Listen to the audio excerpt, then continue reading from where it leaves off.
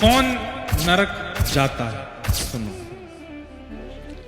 या ऐसा कह दें कि नरक से कौन बचता है। दोनों बातें हैं, दोनों बातें सुनिएगा। पहले सुनो कि नरक जाने वाले के लक्षण क्या हैं, और दूसरा सुनना नरक से बचने वालों के लक्षण क्या है।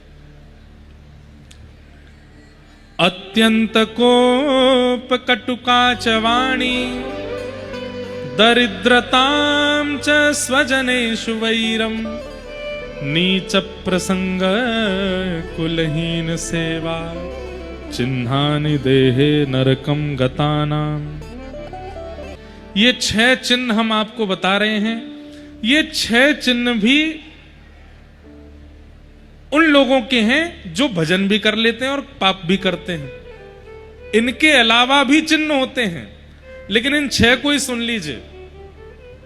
पहला, अत्यंत कोप, भयंकर गुस्सा, अनकंट्रोल्ड क्रोध जो करता है, जिसके सामने पूरा परिवार, खानदान, पत्नी, बच्चे सब डरते हैं कि उनको ये बात पता नहीं चल जाए, क्यों, नहीं तो फिर कुछ तोड़ फोड़ मचाएंगे।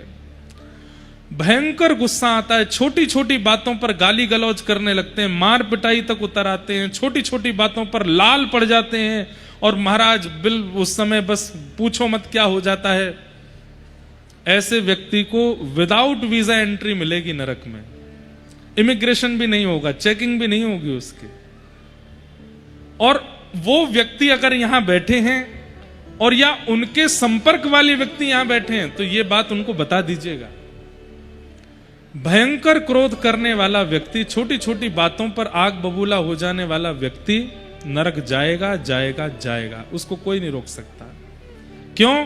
क्योंकि उसको तो क्रोध आता है, लेकिन वो कितनों के हृदय को विचलित कर देता है, कितनों के हृदय को ठेस पहुंचाता है।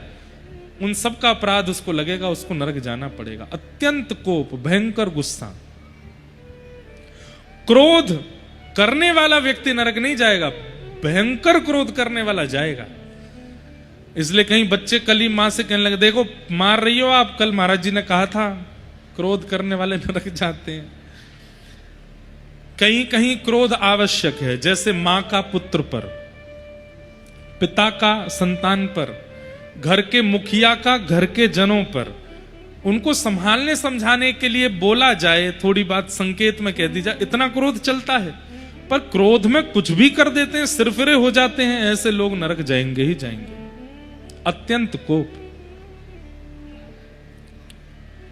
दूसरा, कटुकाच वाणी, किसी से भी बोलते हैं तो बिना व्यंग के नहीं बोलते, ऐसा ही बोलेंगे कि सामने वाले को थोड़ा खराब लग ही जाए।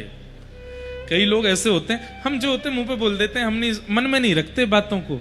ऐसे लोग नरक जाते हैं, जो होता है मुंह पे बोल देते हैं।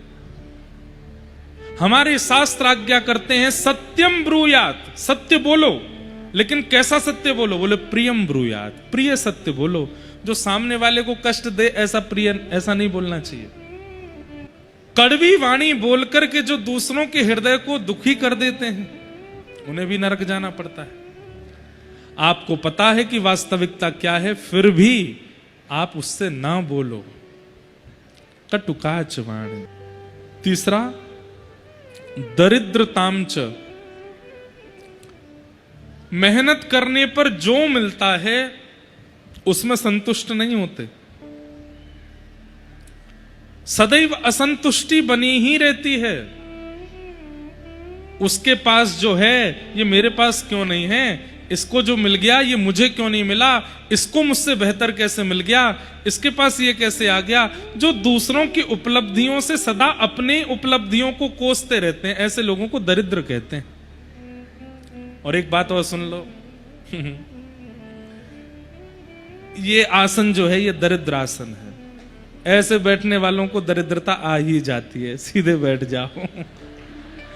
इसको दरिद्र आसन बोलते हैं। ऐसे जो लोग ऐसे बहुत बैठते हैं, उनके अंदर असंतुष्टता होती ही है, वो असंतोषी रहते हैं जीवन भर। इसलिए इस आसन में नहीं बैठना चाहिए। हाथ पांव दर्द कर रहे तो इधर उधर हो लो, लेकिन इस आसन में मत बैठो। एक दो बैठे थे तो मैंने संकेत कर दिया है। दरिद्रताम च, ऐसा नहीं है कि आप दरिद्र ही हो जाओगे, पर हां धीरे धीरे होने प्रारंभ हो जाओगे, धीरे धीरे लक्षण आने लगेंगे असंतुष्टि के। दरिद्रतामच, दरिद्र व्यक्ति नरक का गामी होता है, जो असंतुष्टि रहता है। पत्नी कितना भी अच्छा भोजन बना ले, लेकिन उसमें भी तुमने नमक ठीक से नहीं डाला, नींबू नहीं पड़ा इसमें, ये नहीं हुआ, वो नहीं हुआ, ये नहीं, वो कितना भी अच्छा श्रृंगार कर ले फिर भी उसमें कोई ना कोई कमी ही निकाल।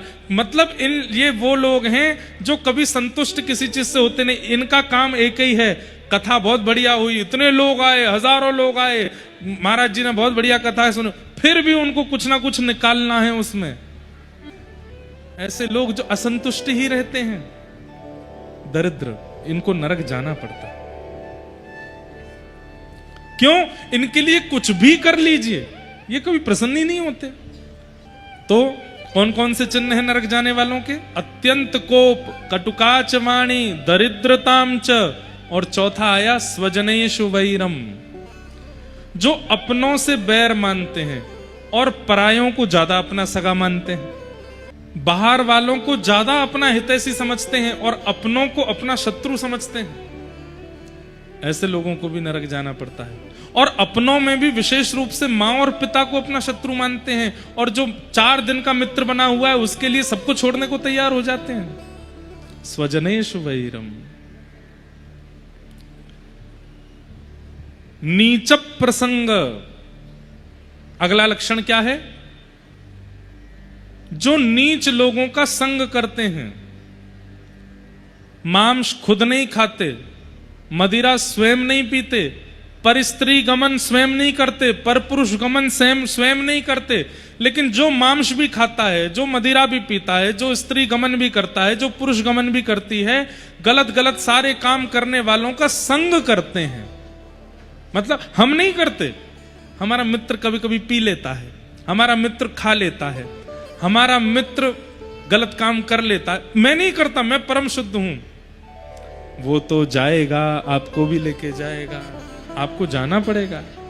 नीच लोगों का संग करने वालों को नरक जाना पड़ता है। कुलहीन सेवा, माता पिता को गलत व्यवहार करने वाले बालक की जो सेवा करता है, जो मदद करता है, सुन रहे हैं बात को?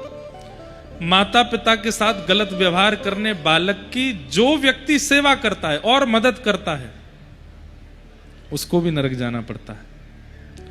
ये तो थोड़े बहुत सुधरे हुए चिन्ह हैं, इनके अलावा पाप की गणना तो है ही नहीं। कितने पाप हैं।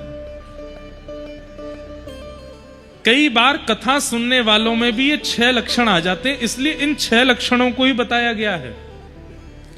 कथा सुनने वाले में भी क्रोध होता है, कथा सुनने वाले में भी असंतुष्टि होती है, कथा सुनने वाले भी कई बार वाणी के उचित नहीं होते, कथा सुनने वाले कई बार नीच लोगों का संग भी करते हैं, कथा सुनने वाले कई बार कुलहीन लोगों की सहायता भी करते हैं। इसलिए ये 6 बातें ही क्यों बताई गई हैं? क्योंकि कथा सुनने वाले में भी कई बार ये 6 लक्षण होते हैं। इनके अलावा भी नरक जाने वालों के लक्षण हैं जो कथा में आते ही नहीं है, उनके तो बहुत ही लक्षण हैं। कृपया कर इन 6 से बचो।